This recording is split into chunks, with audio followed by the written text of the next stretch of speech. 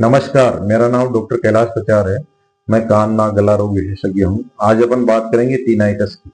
टीनाइटस क्या होता है? टीनाइटस में पेशेंट को कान में अलग टाइप की आवाज सुनाई देती है, जो उसको कंटिन्यूस सुनाई देती है दिन रात। रात में वो ज्यादा महसूस होती है। उसका कारण क्या है कि रात में आसपास की सराउंडिंग नॉइस नहीं होती है, तो केवल आवाज कान में वो बजिंग, विस्परिंग, कई टाइप की टीनाइटस होती है, वैसी आवाजें सुनाई देती हैं। अब टीनाइटस के कारण क्या है? उनके मेजर कारण में जाएं तो पहला कारण की ईयर वेक्स होता है, वो एक टीनाइटस का कारण है। कई बार सर्दी जुकाम से यदि फ्लूइड इकट्ठा हो जाता है तो टीनाइटस का कारण है।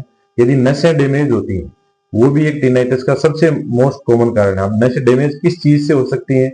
उम्र के अनुसार यदि एज इंड्यूस्ड हियरिंग लॉस है, वो नसों की कमजोरी का कारण हो सकता है।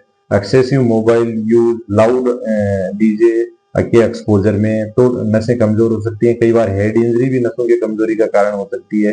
कई बार ब्रेन का एक पार्ट होता है सीपी एंगल, उसमें कोई ट्यूमर होती है तो वो नसों को कमजोर करते हैं, उससे टीनाइटस हो जाता है। कई बार वेस्टिबुलर प्रॉब्लम होती है, कहीं वो चक्कर आते हैं, उसके साथ में ये आवाजें सुनाई देती हैं। तो ये सब कारण मेजर कारण है जिसकी वजह से पेशेंटों को अलग टाइप की कान में आवाज सुनाई देती है। अब इसका डायग्नोसिस कैसे करते हैं? डायग्नोसिस, पेशेंट को यदि टिनाइटिस है तो उसको ईएनटी सर्जन के पास जाना चाहिए। वो ओटोस्कोपी एग्जामिनेशन करता है और पेशेंट का देखता है कि भी कोई वैक्स तो नहीं है, पर्दे के पीछे कोई फ्लूइड का कलेक्शन नहीं है। यदि ये चीजें पाई जाती हैं तो इनका ट्रीटमेंट किया जाता है।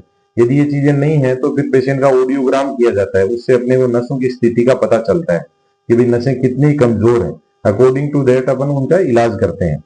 अब ट्रीटमेंट में पहले तो एक प्रिवेंशन पार्ट आता है कि भाई प्रिवेंट कैसे किया जा सकता है टिनाइटस को। तो कोई भी लाउड वॉइस है उसको अवॉइड करना चाहिए। डीजे और कोई शोर शराबा बहुत तेज हो रहा है तो अपने को उसको अवॉइड करना चाहिए। अगर ये जो आजकल लीड का प्रचलन आया है कि लोग लीड लगाए रहते हैं बहुत लंबे टाइम, तो उसको भी यूज नहीं करना चाहिए। मोबाइल को दूर से बात करनी चाहिए। इससे इन सब चीजों का ध्यान रखें तो अपन प्रिवेंट कर लेंगे बहुत हद तक टिनाइटस को। और ट्रीटमेंट कैसे अपन कर सकते हैं कि भाई 6 मंथ से पहले टीनाइटस है, मतलब 1-2 महीने हुए हैं तो एक इंट्राटिम्पेनिक इंजेक्शन लगते हैं स्टेरॉइड के, वो डायरेक्ट नस में लगते हैं। उससे भी टीनाइटस में बहुत अच्छा इंप्रूवमेंट होता है।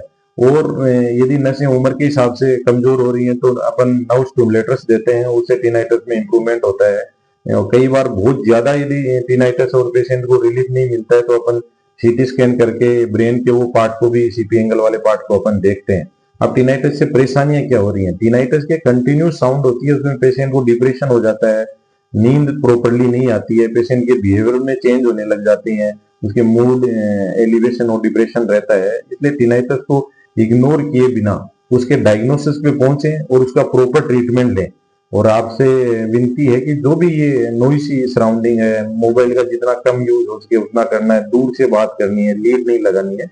इससे टीनाइटिस से अपन बच सकते हैं और इस परेशानी से दूर रह सकते हैं। धन्यवाद।